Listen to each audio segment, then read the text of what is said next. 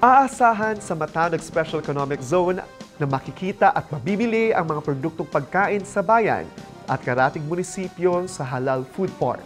Sinabi ni Maguindano del Norte Cotabato City Representative Bay Dimple Mastura na ginagawa na ng paraan ang usapin sa kuryente sa bayan at sa buong lalawigan. Ang News Now sa report.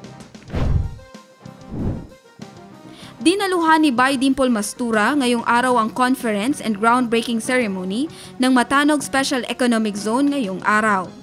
Sa kanyang mensahe, binigyang diin ng kongresista ang isyu ng kuryente sa bayan at sa buong lalawigan kung saan tiniyak nito na ginagawa na ng paraan ng pamahalaan ang problema sa supply ng elektrisidad upang matugunan ang pangangailangan ng mga residente. Gayon din ang tuloy-tuloy na pagsulong ng ekonomiya ng bawat bayan. Ipinahayag din ni Congresswoman Bay Dimple Mastura ang kanyang labis na tuwa at pagmamalaki sa nakikitang pag-unlad ng bayan ng Matanog, lalo na sa itatayong Halal Food Park.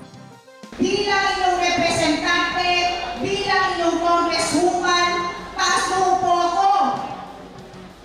At napakasaya na dahil dito po sa bayan ng Matanog ang magiging role model at pioneering po ng ating Halal Eco Park dito sa Maguindano del Norte. Kaya palapakan po natin ang LGU Matanog. At bilang good news din po sa ating problema, sa ating electricity. Inshallah, bilang inyong representante, ginagawa na rin po natin ng paraan para malusolusyonan agad ang ating problema sa ating elektrisidad.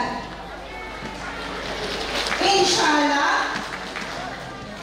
Again, congratulations to Mayor Zaria Bansil Guro, the local government unit of Matanog, and all the stakeholders involved. Let us continue to work hand in hand from the halls of Congress to the fields of Matanog to secure a prosperous, peaceful, and thriving future for the Bangsamoro. Jen Garcia, iMinds, Philippines.